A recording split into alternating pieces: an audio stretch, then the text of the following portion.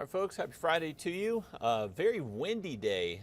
We actually did see some gusting winds up to around 40 miles an hour at times this afternoon. If you were outside, I'm sure your hair got messed up at some point. It was a very windy day. We actually do have a lake wind advisory in effect, and now things are starting to calm down a little bit. Still a little bit breezy out there, and we'll still hang on to a little bit of wind tonight, so that is going to keep the wind chill factor in place, and I believe that's what's really going to be impressive once we get into the weekend.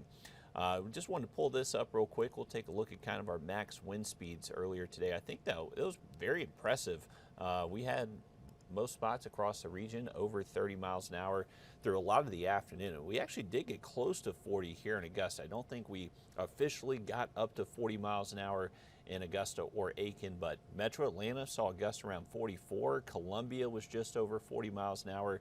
And now the graphic finally pops up. There we go. So 38 appears to be the highest wind speed we saw today. That was in Thompson and in Aiken as well. We weren't too far away here in Augusta, but less breezy heading into the weekend, but still just enough of a wind to just make these very cold temperatures feel even colder. I believe most spots should stay above 20 tonight. So here in Augusta, we're going with a low temp around 24. Still very cold. When you factor in just a little bit of wind, it likely will feel like the teens out there early Saturday.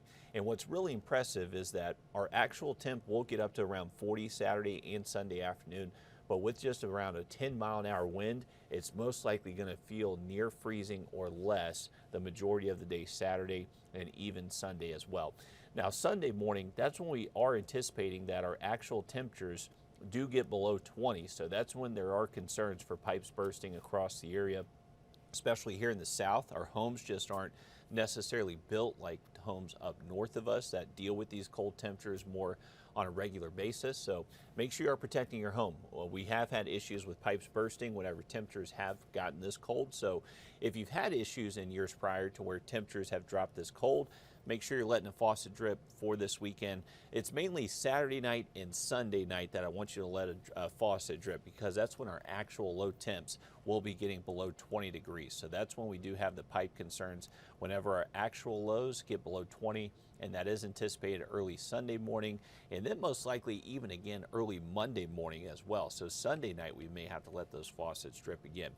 Here's our feel like temperatures tomorrow morning. So the northwestern CSRA definitely will be the coldest location. Those wind chills could be as low as 15 for places like Washington, areas around Clarksville Lake, Thompson, Sparta, even Sandersville. You can see our feel like temperatures gradually get a little bit warmer the further south and east you get in the CSRA. So this cold air will just be building in throughout the night, so it's going to have a little bit longer time to show up in the northwestern CSRA, which is why they're going to be a little bit colder. By around lunchtime Saturday, we still feel like the upper 20s across 90% of the CSRA, so we're just not going to see these temperatures warm up too much for us. Looks like we'll hang on to a northwest wind on Saturday, and then we'll turn more out of the northeast by Sunday. And you can see Sunday morning looks colder. That's where we could actually see some wind chills as low as around 10. So getting close to single digits Sunday morning. This is what our in-house model is showing for low temp or for wind chills. If you've been following the National Weather Service from Charleston to Atlanta to Columbia for our area, they are anticipating single-digit wind chills. I just don't know where they're getting it from. I haven't seen any models kind of supporting that. It's really just kind of the National Weather Service highlighting single-digit wind chills. I don't want to ignore it, but I'm just not seeing that in a lot of the model data I'm looking at. It does look like it's going to be very cold. I just don't know if we'll be able to see single-digit wind chills or not. But hey, if it feels like 10 or 15, there's not much difference there. It is still dangerously cold. By around midday Sunday, we're expecting temps to still feel like the 20s across the area, and just not really going to see these temperatures warm up too much until we get to around Wednesday next week.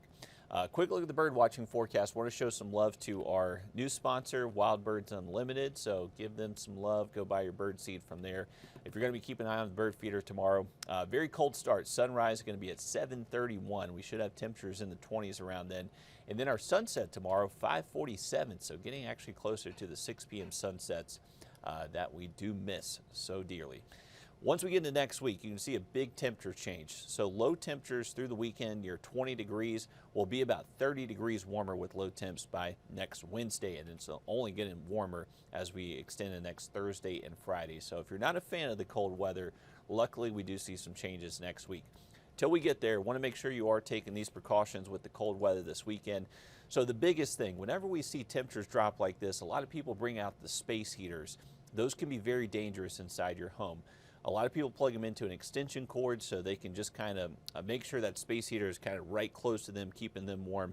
That's very dangerous. Extension cords are not meant to handle the voltage of those type devices. So that's a very easy way to start a fire in your home if you plug in a space heater to an extension cord. You really need to make sure that's going directly into the wall and never cover that cord with a carpet, blanket, anything like that.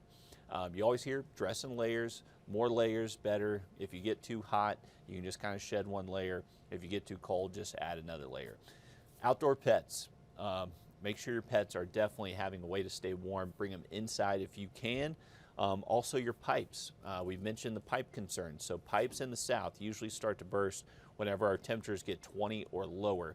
We're expecting that to happen Sunday morning and Monday morning. So before you head to bed Saturday night and Sunday night, likely is a good idea to let a faucet drip before you head to bed.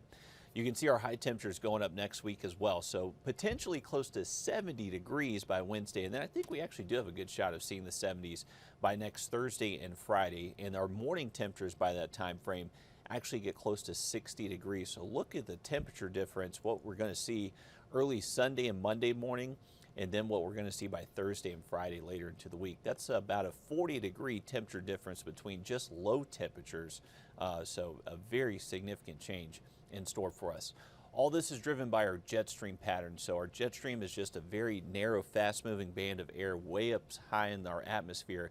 It helps separate warm air and cold air at the surface. So this is our main driving force of our weather pattern here in the mid-latitude. So this big dip in our jet stream is dropping our temperatures, lasting all the way into early next week.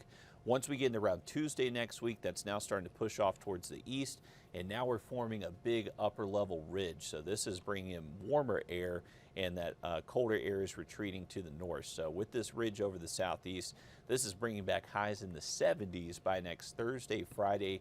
The only thing is, with these higher temperatures, we're also going to have higher rain chances and potentially even seeing some thunderstorms by next Thursday and Friday. So right now the severe weather threat does look low, very low for those storm chances later next week, but it's something for us to keep our eye on once we're done with this really cold weekend ahead. So just make sure you're staying warm this weekend. Make sure your pets are staying warm too, and definitely remember to let a faucet drip before you head to bed Saturday and Sunday night. Thanks for tuning in, and we'll have more coming up on News 12 at 11.